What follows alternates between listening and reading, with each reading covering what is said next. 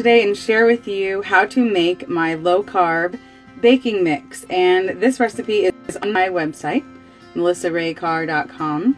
And I have over 8 recipes using this baking mix. Now this baking mix makes your baked goods very, very moist, very tasty.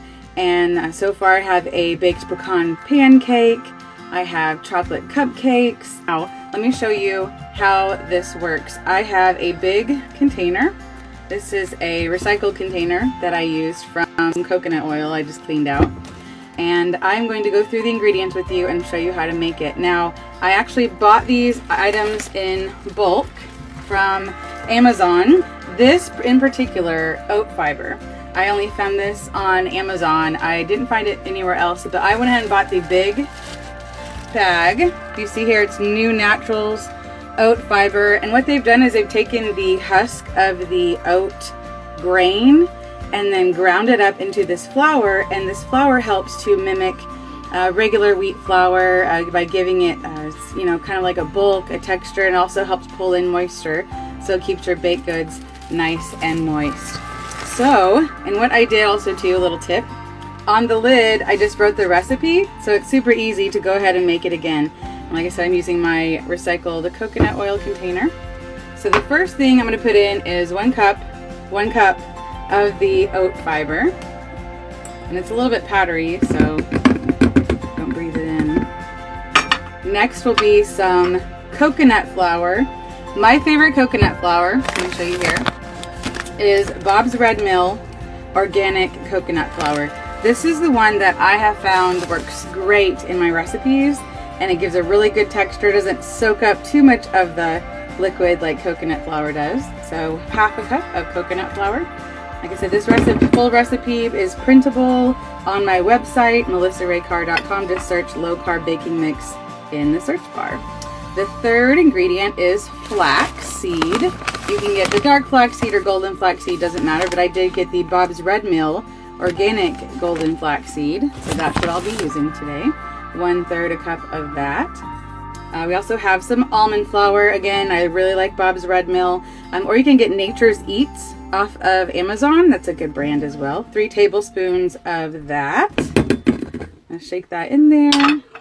And then we're also going to be using some collagen. If you're not using collagen, you better start using it, and at least get the little pills to take or put it in your coffee. This way you're getting extra collagen in, and collagen is high in protein. This one in particular, it gets about 7 to 9 grams of protein per little scoop.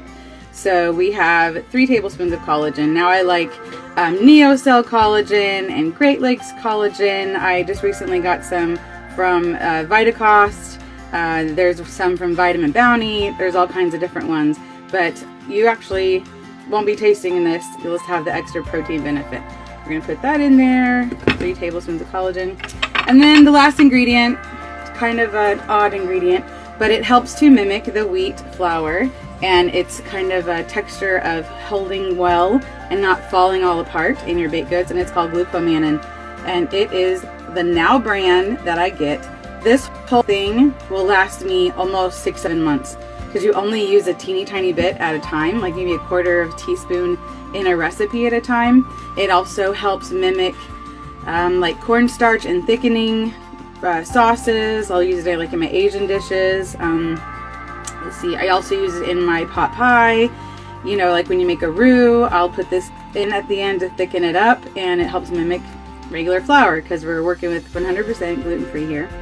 But it's called glucomannan, and it's a pure from the cognac root. You can see that. I know there's noodles made out of cognac and whatnot, but glucomannan, it's a powdered version, and I'm using 3 teaspoons, which is quite a bit, but we're doing a big container here full of it. Now, I have all my ingredients in here, put my lid on, and then I'm just going to shake it up.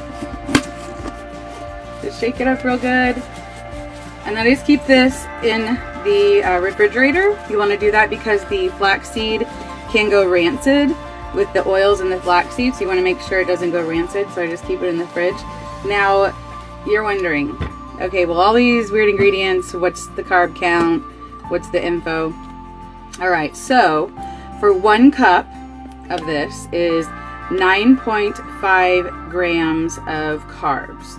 And you'll get half a gram of carb for 1 tablespoon. So, for example, in my new cupcakes, which I'm going to be sharing with you a whole bunch, I'm super excited about these. High in protein, high in fiber. I use 3/4 of a cup, so 3/4 of a cup in the entire recipe. And it gives it such a wonderful moist flavor. So, for example, if I did 3/4 of a cup, then so 9.5 for 1 cup divided by 4, and then multiply by 3. So I'll post that with my recipe, the carb count. But it works great. I've made orange chicken, and you make a breading, and you make orange chicken with the baking mix. Baked pancake, where you do it in an 8x8 pan, a baked pecan pancake. I've also done chocolate chip cookies and breads, applesauce bread, or banana bread, of course without bananas. But it works great for this. So if you're looking at a gluten-free alternative, find some of this. And you'll find it on my website, melissaraycar.com. And then you'll search for Low Carb Baking Mix.